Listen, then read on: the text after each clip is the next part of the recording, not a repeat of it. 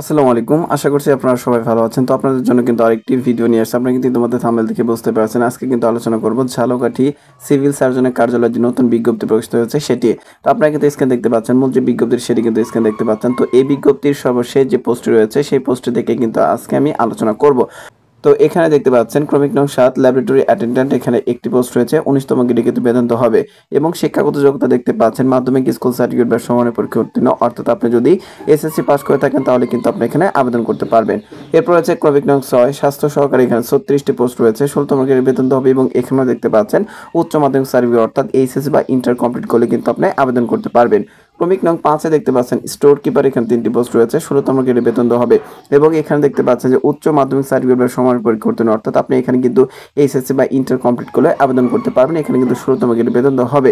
এরপর হচ্ছে ক্রমিক নং ৪-এ কিন্তু আপনি দেখতে পাচ্ছেন অফিস সহকারী কাম কম্পিউটার মুদ্রাক্ষরিক এখানে দেখতে পাচ্ছেন ২টি পোস্ট রয়েছে ১৬তম গ্রেডে বেতন দেওয়া হবে। শিক্ষাগত যোগ্যতা এখানে কিন্তু দেখতে পাচ্ছেন এইচএসসি বা ইন্টার কমপ্লিট করলে আপনি আবেদন করতে পারবেন। সেই সাথে আপনাকে কিন্তু দেখতে পাচ্ছেন টাইপিং এর দক্ষতা থাকতে হবে এবং সেক্ষেত্রে আপনাকে প্রতি মিনিটে বাংলায় ২০ এবং ইংরেজিতে ২০ শব্দের গতি কিন্তু সর্বনিম্ন থাকতে হবে। এরপরে ক্রমিক নং ৩-এ দেখতে পাচ্ছেন পরিসংখ্যানবিদ এখানে একটি পোস্ট রয়েছে ১৪তম গ্রেডে বেতন দেওয়া হবে এবং শিক্ষাগত যোগ্যতা যা দেখতে পাচ্ছেন কোনো শিক্ষিত বিশ্ববিদ্যালয় হতে পরিসংখ্যান গণিত অর্থনীতি বিষয়ে স্নাতক বা সমানের ডিগ্রি থাকলে কিন্তু আপনি আবেদন করতে পারবেন। সেই সাথে আপনাকে কম্পিউটার চালনায় কিন্তু দক্ষতা থাকতে হবে। এরপরে ক্রমিক নং ২-এ কিন্তু আপনি দেখতে পাচ্ছেন ৬০ মুদ্রাক্ষরিক কম্পিউটার অপারেটর এখানে একটি পোস্ট রয়েছে ১৪তম গ্রেড বেতন হবে এবং এখানেও আপনি কিন্তু দেখতে পাচ্ছেন শিক্ষাগত যোগ্যতা কোনো শিক্ষিত বিশ্ববিদ্যালয় হতে ন্যূনতম দ্বিতীয় বিভাগ বা সমানের সিজিপিএতে স্নাতক বা সমানের ডিগ্রি থাকলে আপনি আবেদন করতে পারবেন।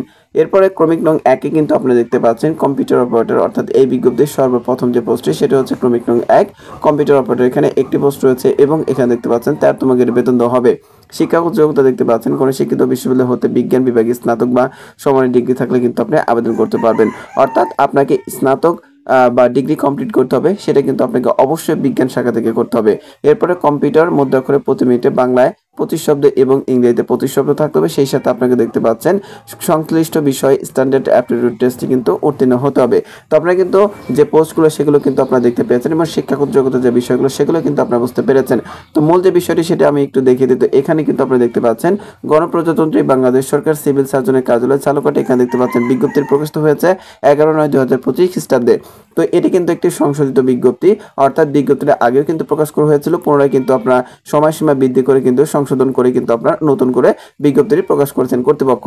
তো এখন দেখে দেবো আপনি কবে থেকে আবেদন করবেন এবং কিভাবে আবেদন করবেন। তো এখানে কিন্তু আপনারা দেখতে পাচ্ছেন যে আবেদনের ক্ষেত্রে কিন্তু বয়সের যে বিষয়টি থাকে সেটি কিন্তু উল্লেখ করে দিয়েছেন। তো এখানে দেখতে পাচ্ছেন ক্রমিক নং ২ আবেদনকারীর বয়স ১৫/৯/২০২৫ খ্রিস্টাব্দ তারিখে যদি আপনার বয়স যদি সর্বনিম্ন ১৮ এবং সর্বোচ্চ ৩২ হয় তাহলে কিন্তু আপনি আবেদন করতে পারবেন। অর্থাৎ আপনার বয়স হিসেবে তারিখটা হচ্ছে ১৫/৯/২০২৫ এই তারিখ ধরে যদি আপনার বয়স সর্বনিম্ন ১৮ এবং সর্বোচ্চ ৩২ হয় তাহলে কিন্তু আপনি আবেদনের যোগ্য বলে বিবেচিত হবেন। তো এখন আমি দেখিয়ে দেবো আপনি কিভাবে আবেদন করবেন এবং আপনাকে কত সময়ের ভিতরে আবেদনটি করতে হবে এবং কত টাকা প্রয়োজন পড়বে।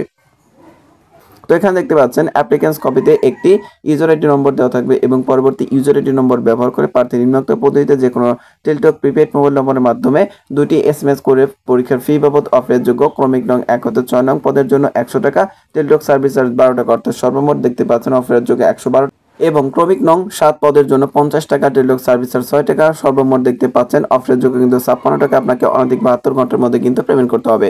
এছাড়াও এখানে দেখতে পাচ্ছেন আপনারা অনেকে আছেন যে নিচে থেকে কিন্তু আবেদনটি করেন। তো যারা নিচে থেকে আবেদন করেন নিজে থেকে টাকা পেমেন্ট করতে চাচ্ছেন তারা কিন্তু এখান থেকে দেখতে পাচ্ছেন যে আপনার যে এসএমএস পেমেন্টের যে নিয়মাবলী বা টাকা পাঠানোর যে নিয়ম সেটা কিন্তু এখানে কর্তৃপক্ষ উল্লেখ করে দিয়েছেন। এগুলো কিন্তু আপনি দেখে বুঝে কিন্তু আপনি আবেদনটি করতে পারবেন।